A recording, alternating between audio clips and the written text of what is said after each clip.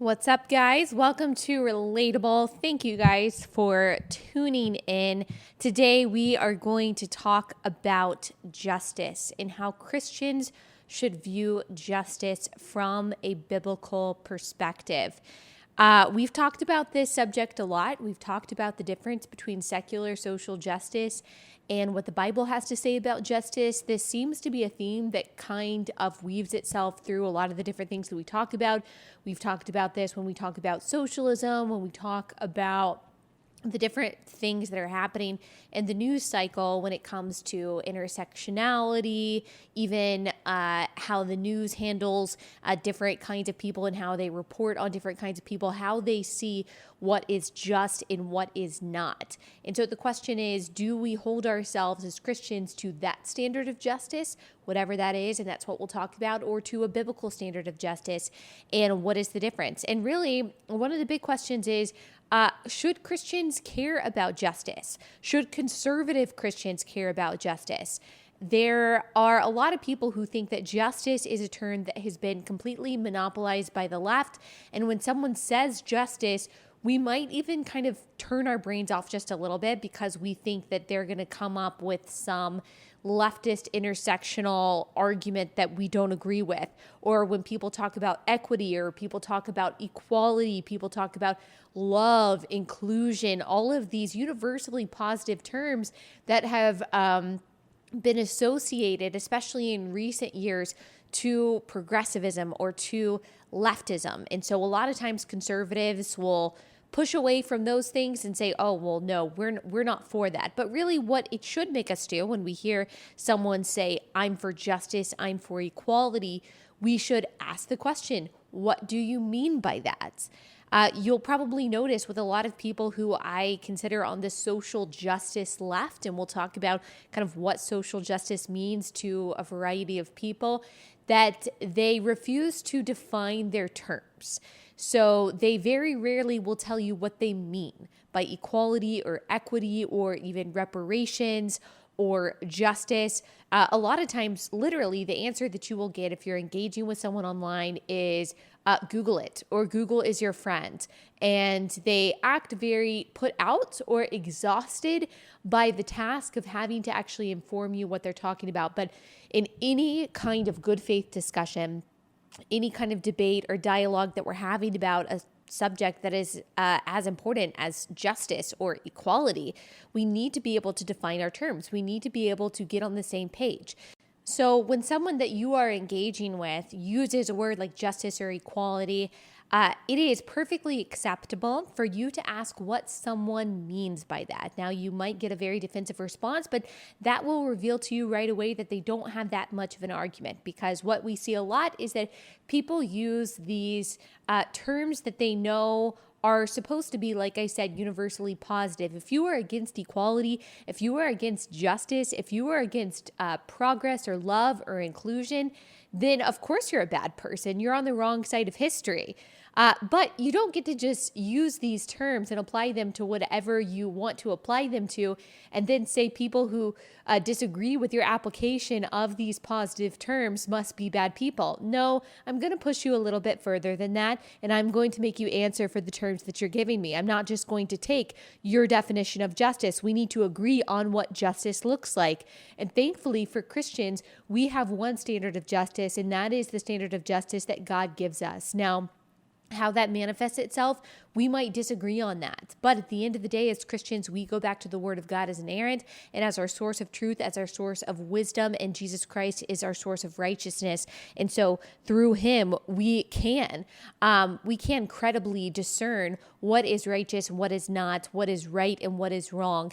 We don't do this based on our feelings. We don't do this based on what society tells us is just or unjust. We do this based on God's Word. And so before we get into what exactly God's Word says about that, let's set this up. Let's get a little bit of context. So like I said, a lot of times justice is a term that is used by the left and that we on the right associate with people on the left. We equate the term justice with being liberal, but of course that is not true. Liberty and justice for all is a term that the founding fathers obviously held sacred, and it's an idea that is really founded in the Bible, that people should be free from the oppression of tyranny or extortion or oppression in any way, and that they should be treated justly. And when I say oppression in any way, I'm talking primarily what the founders meant, of course, by the government. As Christians, we should care about justice. Of course, we should care about justice. We should care that all people are treated equitably. We should care that they're treated equally in the eyes of the law, that no one is being discriminated against by the law because of some kind of immutable characteristic, something that they can't control, that the poor are not being exploited, that criminals are being punished, that the innocent are being exonerated, that victims are being listened to, that they are being cared for. We should care about the truth. Therefore, we should care about integrity in our leaders, in our courts, in our businesses. We should care about the abuse of power. We should care about people being treated with decency, with respect, that they are treated as creatures made in the image of God. These are things that Christians should, of course, care about. I personally, some people just with different kinds of personalities that you have and different kinds of upbringings that you have different propensities towards something. I have always been someone who has been very concerned with fairness. I have always hated bullies. If there's anything that gets me if there's anything that gets me angry or makes me upset or will just get me riled up, as we say in the South, it is a bully. It is someone that abuses their power. It is someone who, in my opinion, is so insecure and is so small, is so not confident in themselves and their own strengths that they have to manipulate or take advantage of someone who is smaller than them. I loathe a bully and I loathe bullying. I will always say something about that. I don't care if it's a partisan issue. I don't care. I loathe bullies. I loathe abuse. Most people loathe abuse. I'm not patting myself on the back for that. But I hate when the disadvantaged or when the small person or when the weak person or when the vulnerable person, the person who is helpless, defenseless, cannot do anything for themselves, when they are taken advantage of. I hate it. I have no tolerance for these kinds of people and these kinds of actions whatsoever, and I have always been that way. And as God's people, we are all called to be intolerant towards these people. We are not to have tolerance for people in positions of power who lie, who exploit, who oppress. Proverbs 8:13 says, "The fear of the Lord is hatred of evil." The fear of the Lord is hatred of evil. Pride and arrogance in the way of evil and perverted speech I hate. So we are called to hate these things, not only in the lives of other people, not only in the systems that are around us, but also in our own lives. Micah 6:8, a lot of you probably know this verse. We are called to do justice, to love mercy, and to walk humbly with our God. This means that God is just, that he loves kindness, that he calls us to walk humbly with him. He has always been just. He has always expected and will always expect his people to act justly, to love justice, and to execute justice. Now here, listening to all of that, you might have thought, well, you sound like a liberal. This is a lot of what liberals say. And liberals might hear what I just said and say, great, okay, me too. If you care about these things, if you care about the least of these, the way that you just said, if you care about the poor and marginalized, way that you just said, then you have to believe in liberal policies. You have to believe in big government. You have to believe in all of the leftist government programs meant to combat poverty and uplift those on the bottom. You have to buy into our version, the so-called progressive version of justice, which, of course, today is labeled social justice. But this I do not believe, and I certainly don't have to believe in. In fact, because I believe in the Bible, I cannot believe that.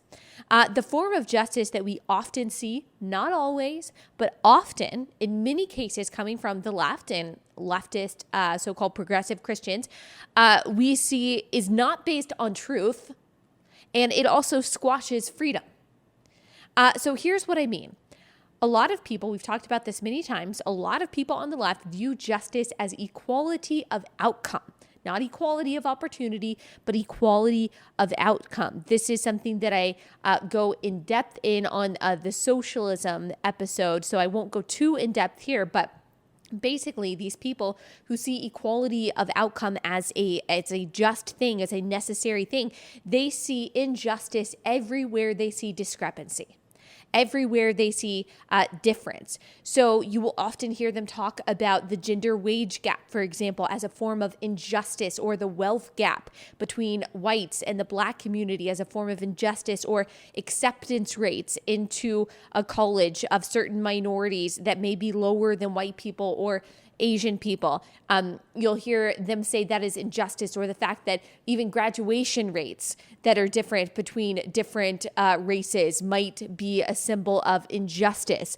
They will look at these discrepancies and automatically see that something is unfair, that those at the top are disadvantaged, and that this is a sign of systemic injustice.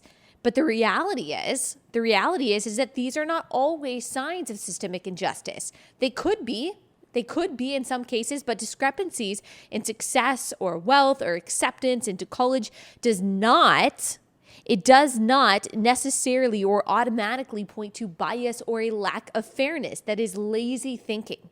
It might very well have to do with choices, with circumstances that are actually within the control of the people who are at the bottom. In a leftist view of fairness and justice, they very rarely see those at the bottom, those who are poor, whatever, disadvantaged, as products of choices that someone made. They rather see them usually as victims of a situation that is beyond their control, placed there by oppressors who are in power. And so how they typically view things is we need to give more to those at the bottom, and simultaneously, we need to push down those that we see at the top, so everyone ends up being at the same place. An example of this is affirmative action. You accept people of a certain race at the expense of another race. Wealth redistribution. You take wealth from people at the top, you give it to people at the bottom. It's an attempt, they say, to level the playing field, but it's really not even that. It's an attempt to accomplish equal outcomes. And even playing fields is equal opportunity, where those who are better players are still going to win. But that is not really what a lot of leftists want, especially this social justice left. They want everyone to, quote, win no matter what. So to do that, to accomplish that, you have to discriminate against, if we're using the metaphor of a playing field, the better players. You have to. You have to discriminate against those who you deem are privileged or who already have, in your opinion, too much. Thomas Sowell calls this cosmic justice. In his book that I highly recommend, A Quest for Cosmic Justice, he describes what leftists call social justice as cosmic justice, because it is based not on any real, tangible calculations of determining who deserves what or who is in the wrong, but on some intangible, cosmic, subjective calculations of pushing one side down and lifting the other up in the hopes that this will create equal outcome. An example of what he gives of this is, so say you have a pizza place, and the pizza place decides that they're not going to deliver to a particular neighborhood because the neighborhood is dangerous, and delivering a pizza there offers a high risk to your employees. Well, say an activist group hears about this. They decide that that's racist, that's unjust, and they say, you can't discriminate against people in this neighborhood. So they organize a boycott and say, you have to deliver to people in this neighborhood. And they say, this is justice, this is fair, this is equality, because this neighborhood is now being treated like everyone else once you give into the pressures of our boycott. But, okay, what is the other side of this equation? What is the other side of this so-called justice? So now the pizza place, say they cave into this pressure, the boycott was too much. In order to stay open, they said, okay, fine. The pizza place says we're going to deliver to this unsafe neighborhood at the risk to the employees. And because of this risk, this owner of this pizza place, say it's just, his small business that he built from nothing and now is somewhat lucrative. Okay, well, because of this risk, because of the risk that is being offered to my employees, that is being posed on my employees, I need to pay them more. I need to pay them more to keep them here so they don't all quit, which means if I have to pay my employees more, He says, I either have to charge more for the pizza or I have to fire 3 employees to make ends meet. I'm going to have to cut costs somewhere in order to keep myself in this business afloat if I'm going to pay my employees more. So say he decides to charge more for pizza to do that. Not only are the people in this poor, dangerous neighborhood not going to be able to even afford the pizza, everyone else might also stop buying from his restaurant because they can get cheaper pizza everywhere or elsewhere. And if he fires 3 employees, he's not going to be able to make as many deliveries. And then all of his customer base suffers. And as a result, in either case, his business might have to close. And so now the owner of the pizza shop is out of a job.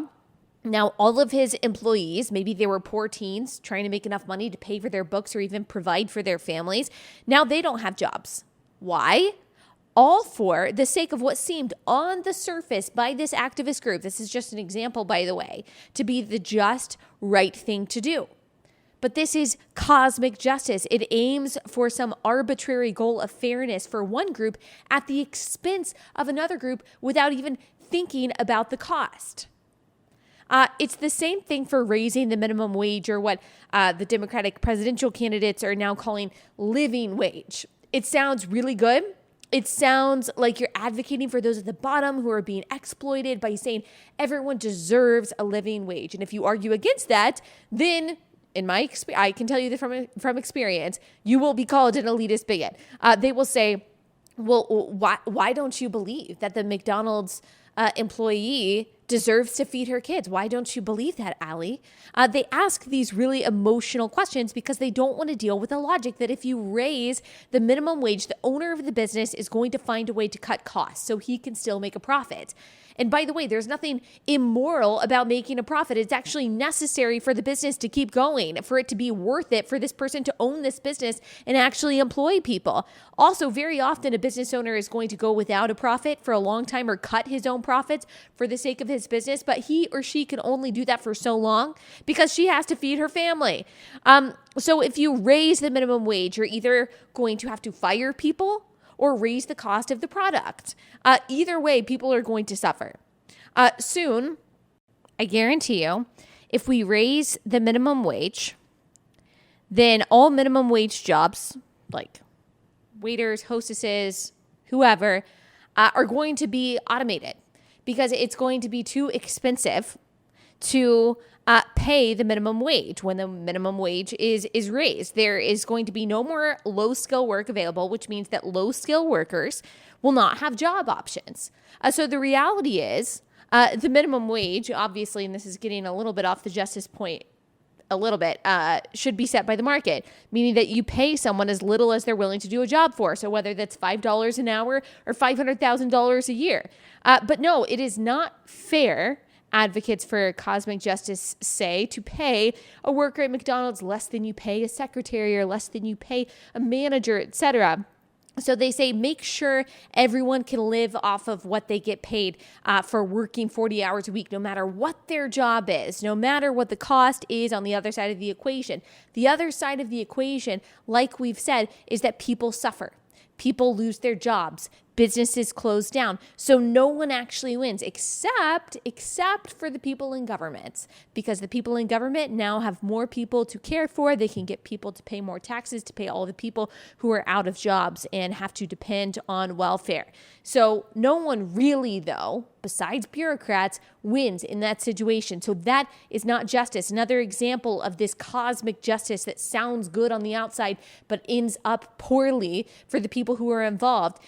District attorney in Dallas, I think I've talked about this before on the podcast, recently decided he's not going to prosecute criminals who steal items or steal something of less than $750 in value if it was done for the thief's economic benefit. That is a real story, a real thing that is happening in Dallas.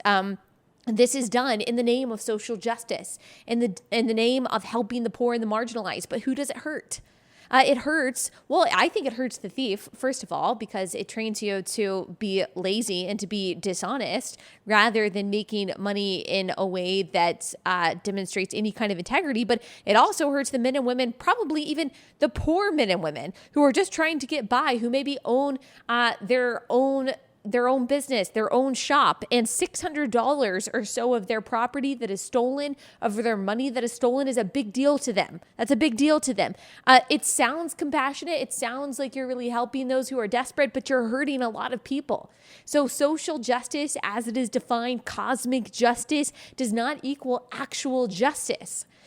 The same thing with racial reparations, as we've talked about before. It sounds fair to compensate those who have suffered losses from slavery. That sounds like restitution. That sounds like us dealing with our past and facing our past sins bravely. It sounds righteous and humble and just, and maybe even, if you're not thinking very hard, biblical. But when you look at the calculation, it doesn't work out. Number one, no one alive today in America is or has ever been a slave or has owned a slave in the sense that we're talking about in this context. I'm not talking about sex slavery, which is still very much alive today, unfortunately. I'm talking about the kind of slavery that we had over 200 years ago. So it is impossible to say, if you're talking about reparations, white or black, who was actually affected by it. People who advocate for racial reparations say, well, white people should pay via the government, black people for slavery. Well, not all black people in America today had ancestors who were here 200 years ago, and same goes for white people living in America today. Also, there were black people who owned slaves. So what about them? There were Native Americans who owned slaves. So what about them? What about half black people? What about people who are 1/4 black? What about them? Do they get reparations? What about black people who are rich? So should a middle class family who's struggling to put food on the table, should they be paying reparations to Barack Obama and to Jay-Z and to Kanye West just because they're black? Like, is that justice? There are really no answers to these things because the calculation doesn't work, because it is cosmic justice. It sounds good. It sounds like you're advocating for the oppressed, but you're not. There is no way to tell who has really been affected. So this is not based on truth. It doesn't meet the bar for biblical justice because of that. That is the problem of basing our idea of justice and fairness not on what is true or what is real or what is tangible or actual or logical or direct, but on what feels good. So let's bring this back to Christianity, because I know it seems like we took a little detour, but we needed to explain that, because so often the religious left monopolize this idea of equality and justice, and they put these definitions on justice that aren't actually biblical.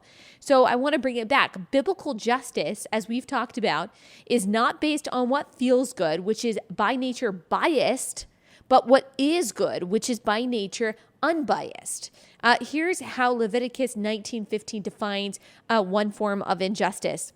You shall do no injustice in court. You shall not be partial to the poor or defer to the great, but in righteousness you shall judge your neighbor. So you do not show partiality to the poor. You don't show deference to the rich, but in righteousness we judge our neighbor in a court. Righteousness means honesty, integrity, equity, truth. We can deduce from this verse that showing partiality to the poor then, or deferring to the powerful, is unrighteous according to God's word. And that showing impartiality or being unbiased is righteous and is therefore just. That's what this verse tells us. And this is not a decontextualized verse. If you are impartial or unbiased, that means you are objective. Objectivity means weighing the facts at hand, looking at the evidence and deciding a verdict based on that. James 2 talks about not showing preference to the rich person in favor of dishonoring the poor, which is confirmation of that Leviticus verse, one part of the Leviticus verse. And then James goes on to say in verses 8 through 9 in James 2, if you really fulfill the royal law according to Scripture, you shall love your neighbor as yourself, you are doing well. But if you show partiality, you are committing sin and are convicted by the law as transgressors. There is a reason the personification of justice, Lady Justice, is blindfolded. She has a scale in her hand, but she cannot see. This is a very biblical depiction of what it means to judge righteously. She is not showing favoritism based on appearance, based on demographic, based on socioeconomic status. She is blind to these things. Instead, she is weighing the facts on a scale. So even though today's brand of social justice looks through the lens of intersectionality, the lens of which group is traditionally more oppressed than the other group based on their skin color, or religion, or whatever it is. Biblical justice is different. It looks at things based on the facts of the case, based on truth. That is one meaning of the word justice that we see in the Bible, justice in dealing with crime and punishment. The Hebrew word for that, I'm totally going to botch this, is mishpat, mishpat. I'm sorry, I don't know how to pronounce my Hebrew very well. And it occurs in various forms over 200 times in the Hebrew Old Testament. Its most basic meaning is to treat people equitably. It means acquitting or punishing every person on the merits of the case, regardless of race and regardless of social status. Anyone who does the same wrong should be given the same penalty. But there is another kind of justice included in this term in the Old Testament that means giving people their due. So recognizing people's rights, the things that they are actually entitled to as human beings made in the image of God, showing them the care and the dignity that they deserve. Justice used to punish wrongdoing and justice used to recognize people's rights should be true for both the government and for us as individuals. We treat everyone with the same honor, with the same respect, no matter how important in the eyes of the world they are. This is something that we believe the government should do and that we should do. So where this is not happening in the government, that is where Christians have traditionally and should speak up. When we recognize that the government is violating human rights by treating them with partiality or cruelty, and that means that justice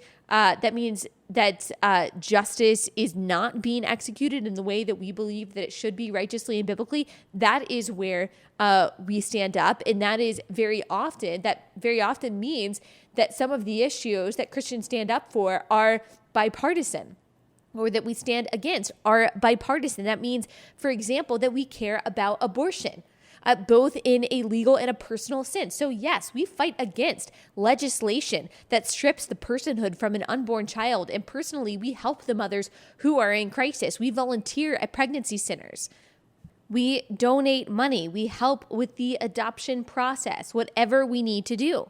That means, yes, that we care about the children at the border.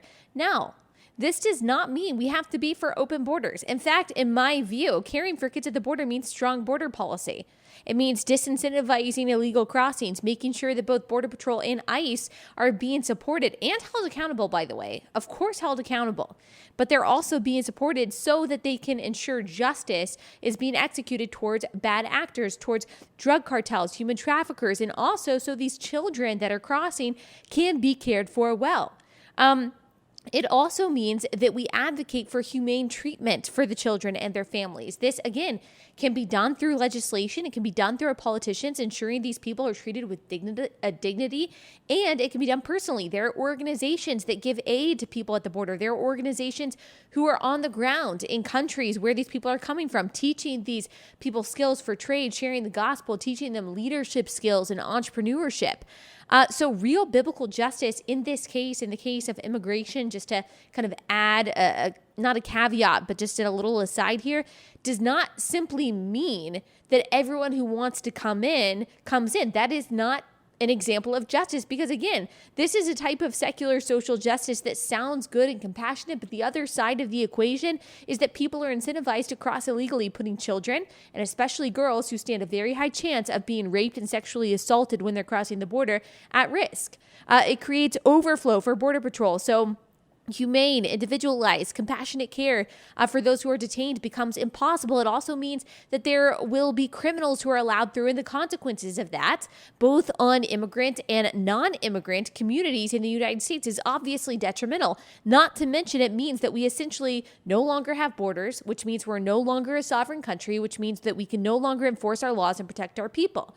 So justice in the case of kids at the border, we show compassion to them. We do what we can. We make sure that they are treated humanely, but that does not mean that we don't have laws. That does not mean that we don't have borders. So as Christians, when it comes to not just this, but all things, we have to be thoughtful.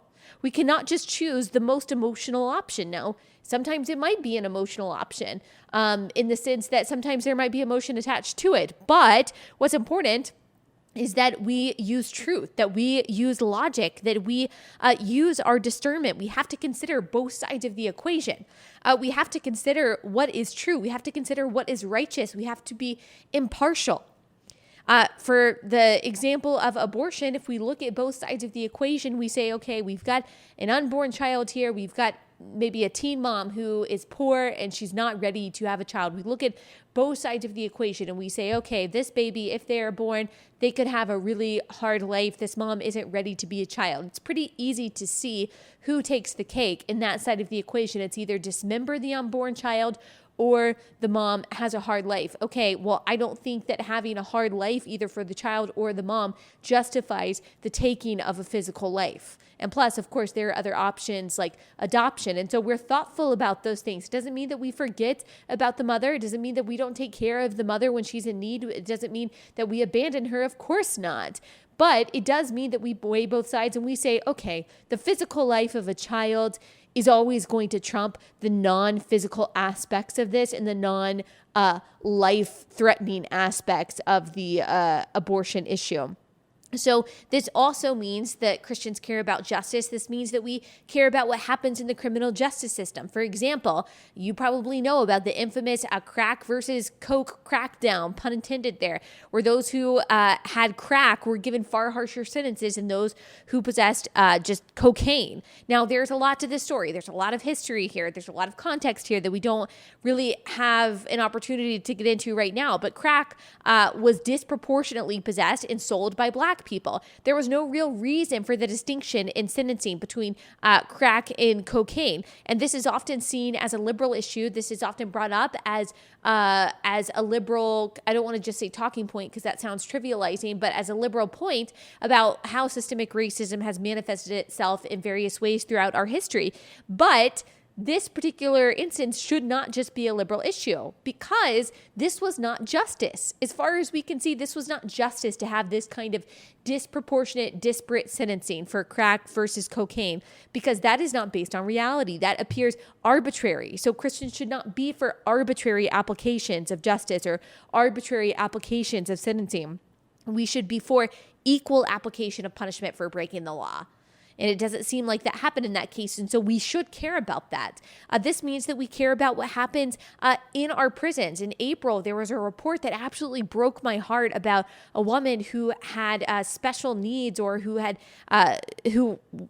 mental disabilities in Broward County, Florida. She was in prison for drug charges. She went to prison in March and they knew that she was very pregnant at the time. She went into labor in April and she was reportedly screaming out for help. She reportedly said that she was having contractions, that she was bleeding. And the police on guard said, oh yeah, we called the doctor, but the doctor didn't show up and the guards did not offer to help her. And so she was laying there writhing in pain, screaming. I haven't given birth yet as I'm recording this podcast, but I can imagine how painful it is. Any of you who have given birth, especially any of you who have had any sort of traumatic births, know how terrible this probably was. She had no help. She was forced to birth this baby on her own in what I guess was hours and hours of labor because labor typically lasts a long time. It's not typically like this 30-minute thing. And so maybe the guards didn't see. No, I'm sure she was screaming. I'm sure she was in terrible pain. I'm sure she was absolutely miserable. And she delivered this baby. And only when a guard saw her with her newborn did they call the doctor, and the doctor came in with the nurse to check if she was okay. Now, we only have this side of the story, but as far as we know from the facts of this case, that is wrong. That is wrong. That is unjust. This was oppression. This is heartbreaking. They could have offered help, but because she was a criminal, because she was poor, because she was powerless, because they probably didn't think this was ever going to get out, they did not offer the help that they would have for other people, that they would have wanted themselves. This is wrong. Christians should want justice to be done here. We should want accountability. We should want someone to be punished for this. There is an internal investigation going on right now, and that should make us glad. And we should be praying that justice is served here. We should be praying for the people in our prisons. There is no excuse for that. Unless there is some big part of the story that we just don't know, there's no excuse for that. Her life matters to us. Her baby's life matters to us. And she should be treated with dignity and respect, just like anyone else. The reality that every single person on earth, no matter how young, no matter how old, no matter how capable, no matter how disabled, no matter how rich, no matter how poor, everyone is made in the image of God. That gives us a desire for justice, for people to be treated fairly. The reality that God is a righteous God and hates evil gives us, his children, his saints, his chosen ones, his co-laborers, a desire for justice. We care about the weak. We care about the oppressed. This is precisely why Christians like Wilberforce led the way for the abolition of slavery. This is precisely why Christians like Bonhoeffer and Corrie ten Boom resisted the Nazis. This is precisely why Christians fought against Jim Crow. That is precisely why Christians fight against abortion. And any Christian who advocates for, or so-called Christian advocates for some form of oppression in the name of the Bible, saying that the Bible justifies whatever oppression they're advocating for is wrong. And so you'll often hear the argument, well, Christians used the Bible to justify slavery, to justify segregation, to justify whatever kind of injustice. Well, those Christians, those so-called Christians, those churchgoers were wrong.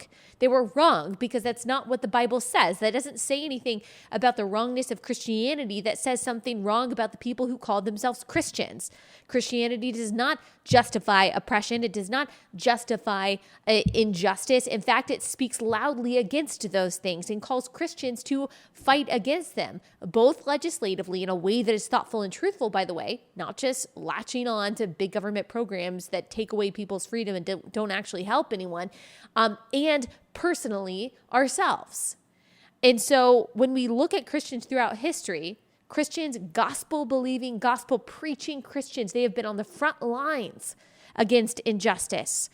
That is why we fight things like abortion. So anyone who says, well, the Bible doesn't say anything about abortion, or the Bible maybe even condones abortion. You've got some crazy people saying that, and they're saying that in the name of Christianity. Know that they are wrong, that God cares about the least of these, that God knit us together in our mother's womb, that he created gestation, that he created fetal development, that he created how life was made, how life is developed. He cares. He cares about that. We do not, as Christians, look to show unfair favoritism to the poor. We do not look to demonize the rich and the powerful. We view people as individuals. That's what distinguishes us between the social justice advocates, and that's what distinguishes us. Sorry, I got tongue-tied, between us and them.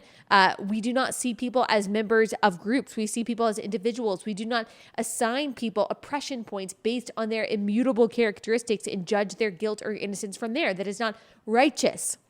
That is not just. So it is not just for a Christian to say that all Black people, all minorities, all immigrants are disadvantaged and all white people are privileged. That is not Christian. That is not biblical. It is wrong to say that all cops are bad. That is not biblical. We view people as individuals, and we view their cases based on the facts at hand, based on truth. We care also about freedom from tyranny, which also leads to tyranny also leads to the devaluation of life. We believe in the freedom of speech, so the gospel can be shared without fear of punishment. We believe in freedom of religion, so people can worship without fear of punishment. Of course, we know that without these things, the gospel is still going to spread. And of course, we know that without these things, the church is still going to stand strong.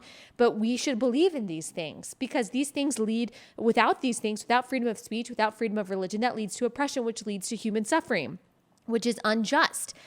This means when it comes to cases about things like discrimination, we are careful not to jump to the most emotional option. Freedom is important.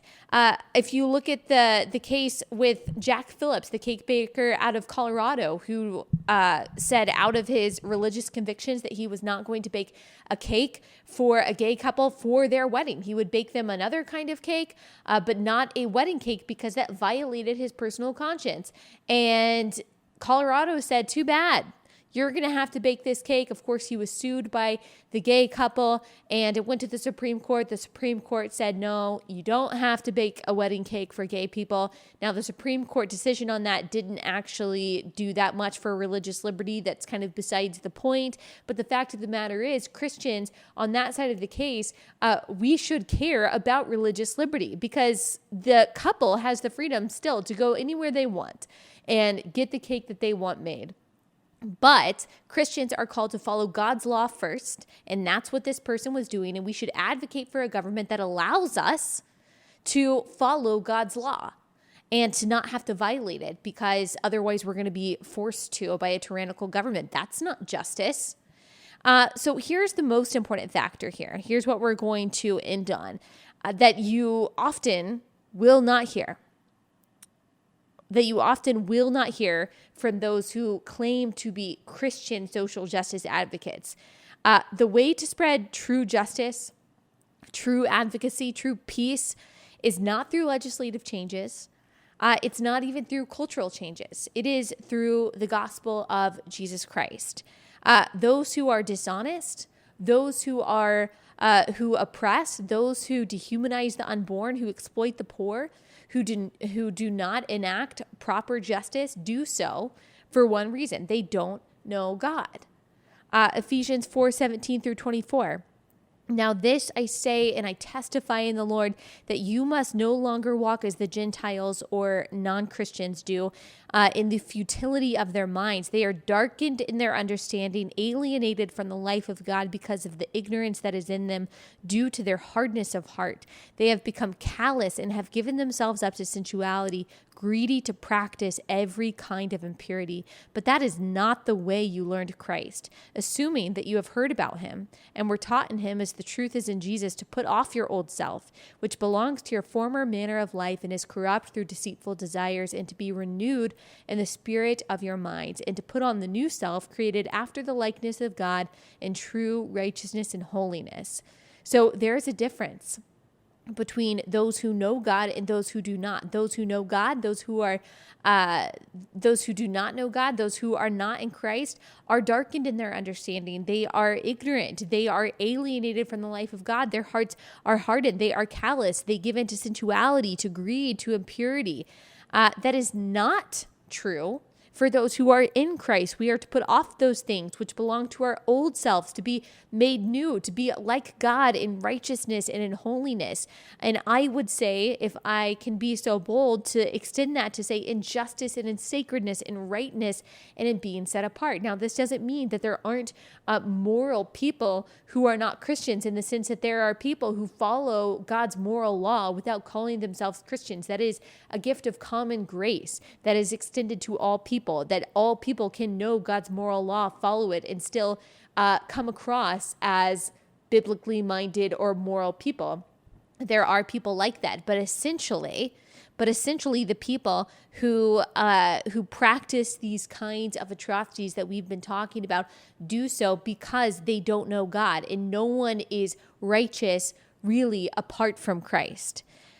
It is the gospel that changes lives. It is the gospel that ensures real justice and encourages real justice. We cannot separate justice from the gospel. You very rarely will hear someone who is a part of the social justice, even religious left, also say that Jesus is the only way, the only truth, and the only life, and that no one comes to the Father except through him. Why? Because they've adopted this social gospel liberation theology thing that says basically the only thing that we need to do is not tell people about Jesus, but just to make sure that they are loosed from their earthly chains, whatever that is. They see everything through that lens of the oppressed versus the oppressor, but that's not biblical. Our most important calling, our highest calling, is the sharing of the gospel, of the love of Jesus Christ, that Jesus Christ came to die to save sinners, that he rose again 3 days later, conquering sin and death. That is the thing that changes hearts. That changes the world. And no matter what happens with our government,